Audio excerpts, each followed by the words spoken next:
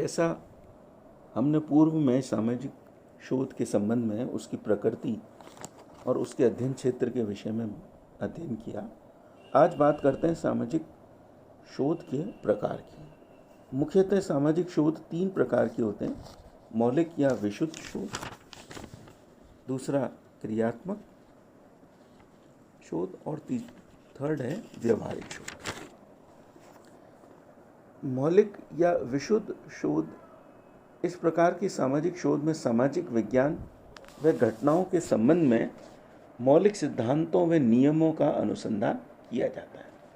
इस अनुसंधान का उद्देश्य नवीन ज्ञान की प्राप्ति व वृद्धि तथा पुराने ज्ञान की पुनर्परीक्षा द्वारा उसका शुद्धिकरण होता है।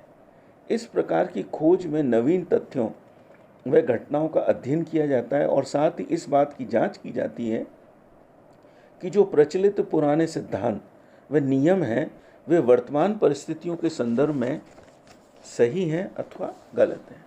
मौलिक शोध के अंतर्गत नए सिद्धांतों व नियमों की खोज नवीन परिस्थितियों व नवीन समस्याओं के उत्पन्न होने पर की जाती है।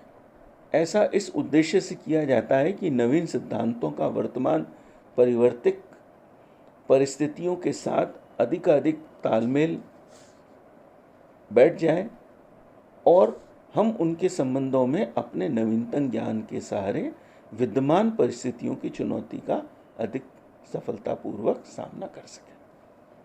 दूसरी बात आती है व्यवहारिक शोध। पीवी यंग के अनुसार खोज का एक निश्चित संबंध लोगों की प्राथमिक आवश्यकताओं तथा कल्याण से होता है। वैज्ञानिक मान्यता है कि समस्त ज्ञान सारभूत रूप से एक सिद्धांत के निर्माण में या एक कला को व्यवहार में लाने में सहायक होता है। सिद्धांत तथा व्यवहार आगे चलकर बहुधा एक दूसरे से मिल जाते हैं। इसी मान्यता के आधार पर सामाजिक शोध का दूसरा प्रकार प्रकट होता है, उसे हम व्यवहारिक शोध कहते हैं।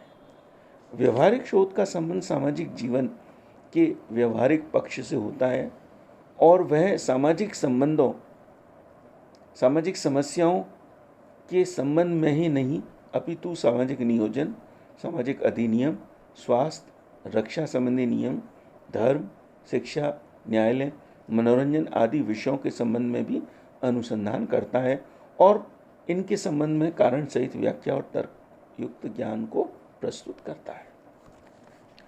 तीसरा पॉइंट आता है इसमें क्रियात्मक शोध का।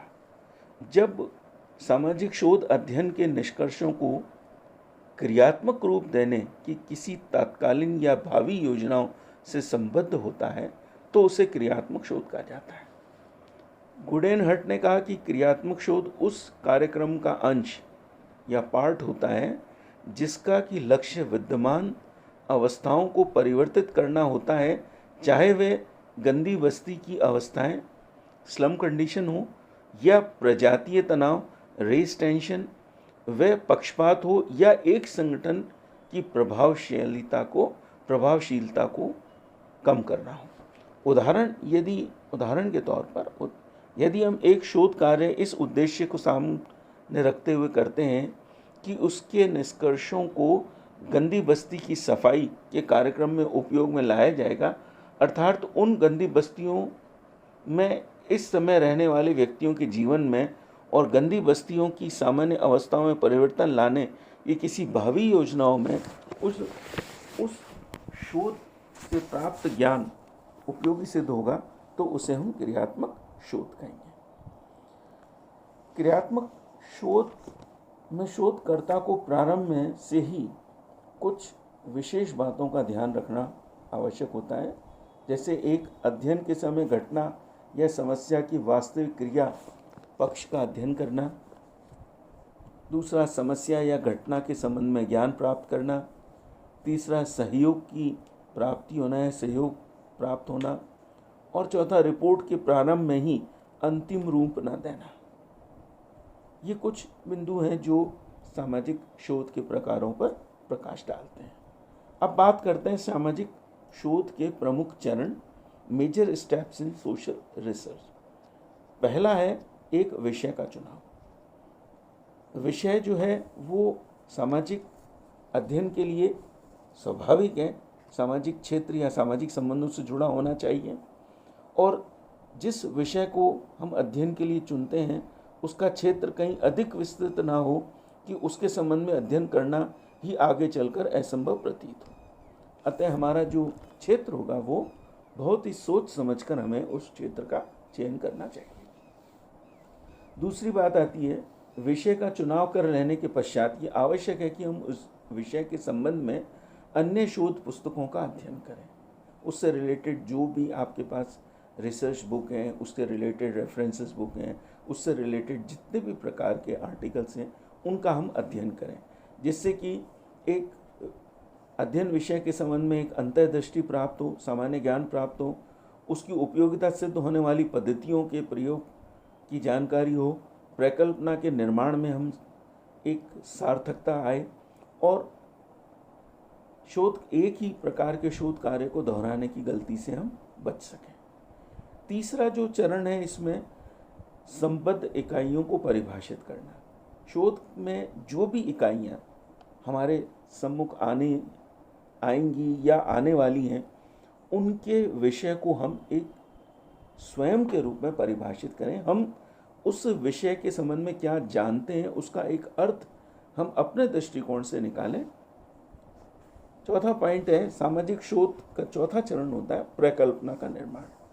अपने शोध विषय के संबंध में प्राथमिक ज्ञान प्राप्त करने के पश्चात शोधकर्ता अपने विचार से ही एक ऐसे सिद्धांत या निष्कर्ष बना लेता है जिसके संबंध में वह यह कल्पना करता है कि वह सिद्धांत संभवतः उसके अध्ययन का आधार सिद्ध हो सकता है।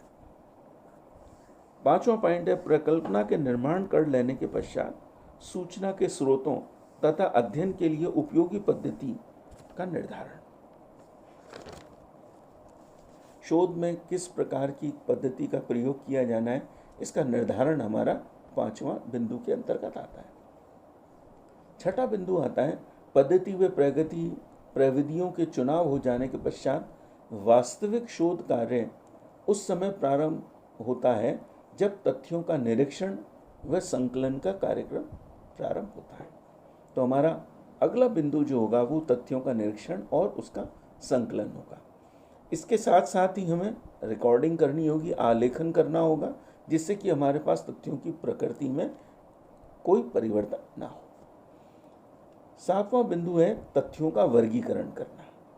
जो भी तथ्य हमारे पास आते हैं हम उनको क्लासिफाइड करें, जिससे कि हमारे पास जो एक निश्चित क्रम में सज जाएं, जिससे कि उसको एक वैज्ञानिक स्वरूप दिया जा सके। और आठवां पॉइंट है निष्कर्षीकरण या नियमों का प्रतिपादन। सामाजिक शोध का अंतिम चरण है तथ्यों का वर्गीकरण और विश्लेषण के पश्चात संभव है इसी स्तर पर यह निश्चित रूप से मालूम हो जाता है कि प्रकल्पना सही है या गलत है और उससे ज्ञान की वृद्धि या विज्ञान की समृद्धि संभव है।